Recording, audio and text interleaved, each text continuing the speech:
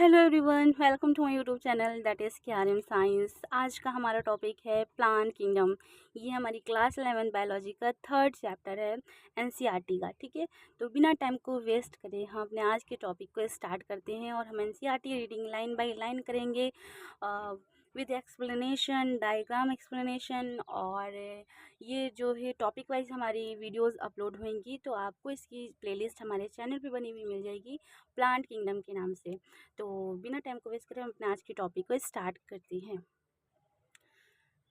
Plant kingdom. In the previous chapter, we looked at the broad classification of living organisms under the system proposed by Whittaker 1969। जो हमने previous जो chapters थे उसमें हमने देखा था और बहुत अच्छे तरीके से जो क्लासिफिकेशन किया गया था विटेकर के द्वारा 1969 में, उस क्लासिफिकेशन को हमने बहुत ही अच्छे से पढ़ा था। वो क्लासिफिकेशन हमारा था ऑर्गेनिज्म का। ठीक है, तो वो किसने प्रपोज किया था? हमारे विटेकर साहब ने। ठीक है, वेरियन the suggest the 5 kingdom classification. जिन्होंने क्या सजेस्ट किया था? 5 किंगडम क्लासिफिकेशन। और वो क्या है? हमारा Monera, protista, fungi, animalia and Plantae. ये हमारे 5 किंगडम ऑफ क्लासिफिकेशन सिस्टम है। ये किसने दिए थे? हमारे विटेकर साहब ने दिए थे 1969 में। इन दिस चैप्टर, इस चैप्टर में we will deal in detail with further classification within kingdom plantae, popularly known as plant kingdom. तो इस चैप्टर में हम क्या पढ़ने वाले हैं? इस चैप्टर में हम डील करेंगे, पूरी तरह से डिटेल पढ़ेंगे क्लासिफिकेशन ऑफ किंगडम प्लांटी। जो हमारा किंगडम प्लांटी है उसके बारे में पढ़ेंगे। और किंगडम प्लांटी को कॉमनली जो नेम है उसको हम दूसरे नाम से भी जानते हैं, that is plant kingdom. We must stress here that our understanding of the plant kingdom has changed over time. जो हमारा प्लांट किंगडम है वो टाइम के साथ साथ जो उसकी अंडरस्टैंडिंग है वो चेंज होती गई उसको समझने की। ठीक है, तो वो क्या था? जैसे कि fungi and members of Monera and Protista having cell wall. जैसे कि जो फंजाई है हमारा और मोनेरा के जो मेंबर्स हैं और प्रोटिस्टा है हमारा, उन सब के पास क्या होती है? सेल वॉल होती है। Have now been excluded from Plantae through earlier classification. तो ये किससे एक्सक्लूडेड करते हैं? प्लांट से करते हैं, बिकॉज जो हमारे प्लांट होते हैं उन्हीं के पास तो सेल वॉल होती है। तो ये किससे एक्सक्लूडेड थे? ये प्लांट से एक्सक्लूडेड थे। लेकिन क्या हुआ, जो हमारी अर्लियर क्लासिफिकेशन की गई थी वो किस बेस्ड पर की गई थी उसके बारे में बताया जा रहा है। Through earlier classification placed them in the same kingdom. तो जो अर्लियर क्लासिफिकेशन थी उसमें क्या किया गया था? जो हमारा प्लांट, वो फंजाई, मुनेरा, प्रोटिस्टा, इन सबको हमारे सेम किंगडम में रख दिया गया था। ठीक है, एक ही किंगडम में सब चीज़ को रख दिया गया था। जैसे और क्या था? जो so the cyanobacteria that are also referred as blue green algae. और जो हमारा साइनोबैक्टीरिया था जो कि रिफ़र किया जाता है कि वो ब्लू ग्रीन एल्गी है। ठीक है, बट वो एल्गी नहीं है, नॉट एल्गी, और उस एनी मोर ना उससे ज़्यादा कुछ है। तो in this chapter we will describe algae. तो इस चैप्टर में हम क्या पढ़ने वाले हैं? इस चैप्टर में हम पढ़ने वाले हैं algae, bryophytes, pteridophytes, gymnosperm and angiosperm under plantae. किसके अंदर आते हैं ये सब चीज़ें? ये सब प्लांटे के अंदर आती हैं। ठीक है, तो let us also look us classification within angiosperm to understand some of concern that influence the classification system. तो अब हम जानते हैं, देखते हैं कि क्लासिफिकेशन सिस्टम जो किया गया था एंजियोस्पर्म के साथ उसको समझते हैं। ठीक है, और देखते हैं हम अपने क्लासिफिकेशन सिस्टम को। The earlier system of classification, जो हमारा सबसे पहले क्लासिफिकेशन ऑफ सिस्टम था, तो वो किस क्राइटेरिया पे यूज्ड करके उसको क्लासिफाई किया गया था? तो देखिए बताया जा रहा है कि used only gross superficial morphological character. उसमें सिर्फ ये चीज़ देखी गई थी कि सुपरफिशियल मतलब ऊपर ऊपर से देखने वाले जो कैरेक्टर्स थे उन्होंने उस बेस पे जो हमारा अर्लियर क्लासिफिकेशन सिस्टम था उसको उन्होंने क्लासिफाई कर दिया गया था। अब ये सुपरफिशियल मॉर्फोलॉजिकल कैरेक्टर क्या होते हैं? जैसे कि हैबिट, वो कहाँ रहते हैं, कलर क्या है, और नंबर कितने हैं, या शेप्स ऑफ लीव्स, मतलब शेप्स लीव्स के किस तरह से हैं, ठीक है। तो इन सब के आधार पर जो कि हम ऊपर ऊपर से पहचान सकते हैं, कलर हो गया कोई भी चीज़, तो वो ऊपर ऊपर से पहचान करके उन्होंने क्लासिफाई कर दिया था कि ये इस कलर का है और वो उस कलर का है, तो उनके साथ हो जाएगा। ये यहाँ रहता है उसको भी यहाँ रहना पसंद है, या यहाँ ग्रो होता है वहाँ ग्रो, वो भी ग्रो होते हैं सेम। तो उनका जो ओरिजिन था, यानी कि जो उनकी हैबिट थी, अगर वो सेम थी, कलर सेम था, तो उस तरह से उन्होंने देखा ऊपर ही ऊपर से और उसको क्लासीफाई कर दिया गया। लेकिन ये सही तरीका नहीं था। फिर क्या आया, ETC, they were placed mainly on vegetative character. तो ये मेनली क्या थे, किस आधार पे प्लेस्ड किए गए थे, तो ये वेजिटेटिव कैरेक्टर के आधार पर किए गए थे, ठीक है। और द एंथ्रोसियम स्ट्रक्चर, एंड्रोशियम जो स्ट्रक्चर था system was given by Linnaeus. तो जो एंड्रोसियन सिस्टम था वो किसने दिया गया था, वो लिनियस ने दिया था हमारे, ठीक है। तो इसका मतलब ये बात आया जा रहा है कि जो आर्टिफिशियल सिस्टम था, जो वेजिटेटिव कैरेक्टर देख करके हमारा क्लासिफिकेशन किया था, वो किसने किया था, थियोफ्रास्टस ने किया था, और वो क्या था, आर्टिफिशियल सिस्टम था। और जो हमारा लीनियस ने किया था वो हमारे सेक्सुअल कैरेक्टर्स पे उन्हें क्लासीफाई किया गया था। तो वही तो बताया जा रहा है कि androecium structure system given by Linnaeus, androecium हमारा सेक्सुअल रिप्रोडक्शन का पार्ट है, ठीक है। तो वही चीज़ बताइए, such system where artificial they separated the closely related species. ये जो हमारा आर्टिफिशियल सिस्टम था क्लासिफिकेशन का, तो इसमें क्या था कि जो हमारी क्लोजली रिलेटेड स्पीसीज़ हैं, मतलब जो एक पास रहती हैं, या फिर जिनके जीन्स मैच करते हैं, जिनकी मैच करती है कि ये इन फैमिली का मेंबर होगा, तो वो सब चीज़ें किस में थी, वो सब चीज़ें अलग हो गई थी। जो मैच कर रहे हैं वो अलग हो गए, और जो कहीं कहीं से भी मैच नहीं कर रहे हैं कि हाँ ये इनकी ही जाति का है, या फिर इन्हीं का ही मेंबर है फैमिली का, तो वो चीज़ें पास में रखी हुई थी। तो ये चीज़ें ड्रॉबैक था ना इसका। तो यही चीज़ बताई जा रही है आर्टिफिशियल क्लासिफिकेशन ऑफ सिस्टम की।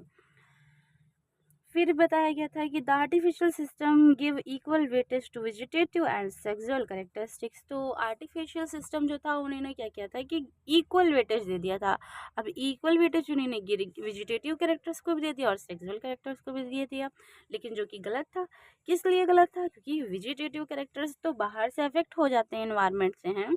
अगर बारिश हो रही है तो वो क्या होता है कि फ्रूट्स झड़ जाते हैं हमारे, या बहुत ज़्यादा पानी मिल गया है तो हमारी जो लीव्स होती हैं पेड़ की, जैसे कि एग्जांपल देख लीजिए, तो हमारी अगर जैसे कि सॉइल में वाटर ज़्यादा होगा तो क्या होगा, तो लीफ जो होंगी हमारी टर्जिट हो जाएंगी, टाइट रहेंगी। और वही हमारा वाटर कम हो जाए, इनटेक देना कम हो जाए, तो क्या होगा, हमारी लीफ जो है मुरझा जाएंगी। तो ये सब हमारे वेजिटेटिव कैरेक्टर्स तो हैं, ये सब हमारे बाहर से ही इन्वायरमेंट तो अफेक्ट हो रहे हैं। अगर उसको पानी मिला, बारिश हुई, ये सब चीज़ें रहती है ना, और धूप आई तो बहुत से हमारे जो प्लांट्स थे वो हमारे येलोइश पड़ गए हैं, बहुत से डेड हो जाते हैं। तो ये सब चीज़ें होती हैं जो बाहर से ही अफेक्टेड हो जाती हैं। तो इनको इक्वल वेटेज नहीं देना चाहिए था कि ये जो है वेजिटेटिव कैरेक्टर्स को भी इक्वल वेटेज दे रहे हैं, सेक्सुअल को भी, लेकिन जो हमारे बाहर इन्वायरमेंट है उससे हमारे सेक्सुअल जो कैरेक्टर्स होते हैं उसको कोई इफेक्ट नहीं पड़ता। फिर क्या है, this is not acceptable since we often the vegetative characters, जो कि एक्सेप्टेबल नहीं था, ये चीज़ तो है। और can are characters are more easily affected by environment. वही चीज़ हमने बताई कि जो वेजिटेटिव कैरेक्टर्स हैं ये आसानी से बाहर के इन्वायरमेंट से अफेक्ट हो जाते हैं, ठीक है। फिर and against this natural classification system developed which based on natural affinities among the organism is considered not only the external feature but also internal feature। फिर इसके बाद क्या हुआ कि जो है जो इसके बाद जो क्लासिफिकेशन हुआ होगा तो उसमें ये चीज़ देखी गई थी कि सिर्फ ऊपर ऊपर से जो हमारा ये क्लासिफिकेशन है उन सबको नहीं लिया गया है कि ऊपर ऊपर से जो चीज़ दिख रही है मैच कर रही है तो उनको ले लिया, नहीं। उन्होंने किया ये कि इंटरनली उन्होंने कैरेक्टर्स को भी मैच किया और एक्सटर्नली कैरेक्टर्स को भी मैच किया, देन उसके बाद उन्होंने फिर उसके बारे में जो है लोगों को बताया, ठीक है। तो क्या है, not only the external features but also internal features like ultra structure, जैसे कि अंदर का स्ट्रक्चर कैसा है सेल का, एनाटॉमी कैसी है, एम्ब्रियोलॉजी कैसी है, कहाँ से डेवलपमेंट हुआ है सेल का, फाइटो केमिस्ट्री, केमिकल्स का मैचिंग होना, such as classification for flowering plant. तो ये जो क्लासिफिकेशन था ये किसके लिए किया गया था? फ्लावरिंग प्लांट के लिए। Was given by George Bentham and Joseph Dalton Hooker. ये किसके द्वारा दिया गया था? हमारे George Bentham and Joseph Dalton Hooker के द्वारा दिया गया था। ठीक है, अब देखते हैं कि at present phylogenetic classification system based on evolutionary relationship between the various organisms are acceptable. This assume that organisms belong to the same taxa. अब देखते हैं पहले यहाँ बताया क्या जा रहा है। ठीक है, तो देखिए at present phylogenetic classification system, जो हमारा फाइलोजेनेटिक क्लासिफिकेशन सिस्टम था वो किस पे बेस्ड था? वो इस पे बेस्ड था इवोल्यूशनरी रिलेशनशिप। मतलब कि जो है कि वो अपने जो पूर्वज हैं, एंसेस्टर्स हैं, उनसे वो कितना मैच करते हैं, कितनी वो रिलेशनशिप रखते हैं।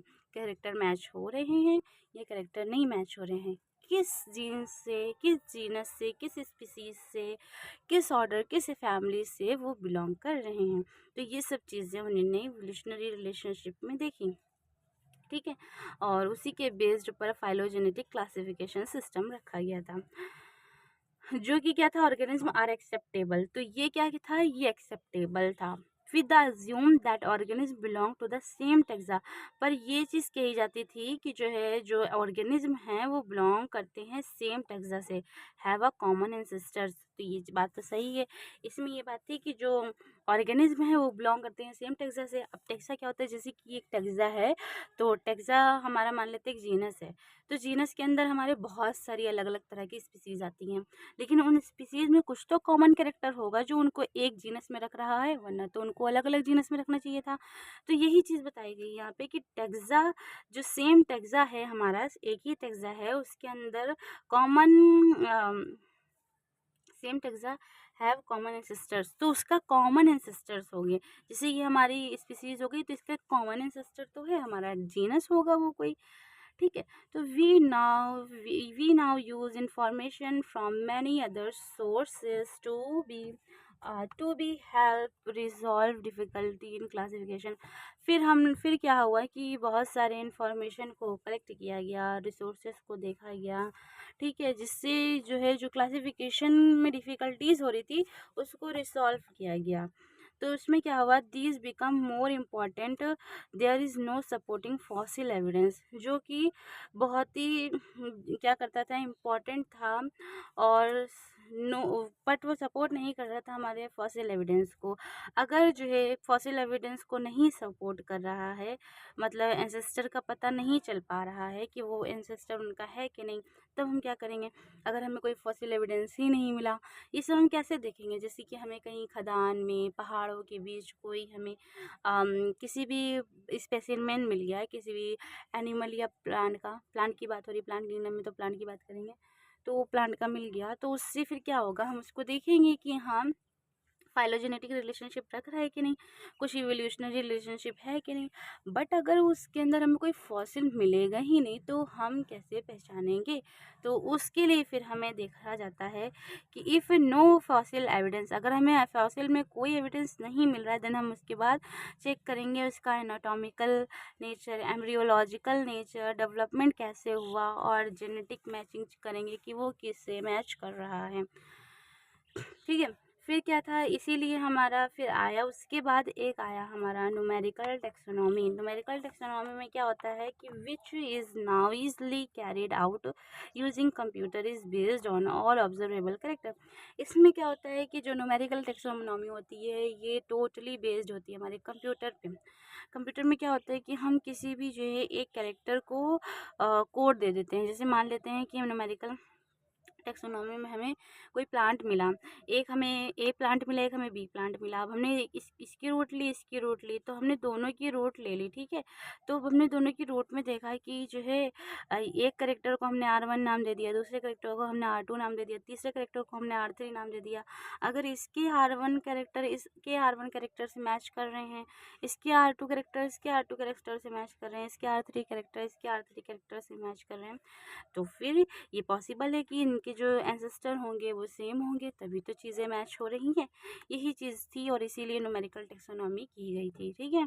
फिर number of code assign to all characters data then proceed in this way. Each character is given importance at same under hundreds of character can consider। और इसमें सिर्फ रूट्स में ही बहुत सारे होंगे, तो इसी तरह से बहुत सारे कैरेक्टर्स होंगे एक एक स्पीसीज़ के अंदर, स्पेसिमेन के अंदर, जिनको हम कंसीडर कर करके मैचिंग कर करके फिर उसको हम बताते हैं कि वो किस एंसेस्टर से मैच करता है। अब आती है हमारी साइटोटैक्सोनॉमी। ये बेस होती है हमारे वही साइटोप्लाज्म के अंदर की चीज़ों पे। तो इसमें क्या होता है, that is based on cytological information. ये बताती है हमारी साइटोलॉजिकल इन्फॉर्मेशन को। जैसे कि हमारा क्रोमोसोम नंबर बताएगी कि उनका क्रोमोसोम नंबर इतना है और इनका इतना है। स्ट्रक्चर बताएगी उसका कि स्ट्रक्चर कैसा है, दोनों का मैच हो रहा है यानी। बिहेवियर कैसा है, बिहेवियर मतलब जब सेल डिवीज़न होता है तो सेल डिवीज़न के टाइम वो कैसा बिहेव कर रहे हैं, दोनों सेम बिहेव कर रहे हैं क्या। और कीमोटैक्सोनॉमी एक होती है। कीमोटैक्सोनॉमी जो होती है उसमें हम केमिकल से क्लासिफिकेशन करते हैं, केमिकल के बेस्ड भी क्लासिफिकेशन करते हैं कि उनके अंदर कौन से मॉलिक्यूल्स या क्या चीज़ें पाई जा रही हैं। Used chemical constituent on plant और resolve confusion are used taxonomies these days. तो जो कीमोटैक्सोनॉमी होती है वो आजकल जो साइंटिस्ट हैं वो ज़्यादातर इस टाइम पर यही टैक्सोनॉमिस्ट को यूज़ कर रहे हैं। तो आई होप कि आपको ये वीडियो पसंद आई होगी। ये हमारा इंट्रोडक्टिव पार्ट था प्लांट किंगडम का। नेक्स्ट वीडियो में हम पढ़ेंगे अपना next topic that is algae, ठीक है। तो बने रहें हमारे साथ, चैनल को सब्सक्राइब कर लें और बेल आइकन को दबा दें। यहाँ पर प्योरली एनसीईआरटी रीडिंग एक्सप्लेनेशन आपको कराया जाता है for your board exam, NEET exam as well as competitive exam. तो बिना टाइम को वेस्ट करें जल्दी से आप जो है चैनल को जो है सब्सक्राइब कर लीजिए और मिलते हैं नेक्स्ट वीडियो में। वो नेक्स्ट वीडियो अपलोड हो जाएगी, नेक्स्ट डे, और आपको चैनल पे प्लेलिस्ट मिल जाएगी हमारी प्लांट किंगडम के नाम से। और इससे पहले के चैप्टर्स ऑलरेडी करा दिए गए हैं, तो आप जाके एक बार चैनल ज़रूर चेक करें। Thank you so much and bye.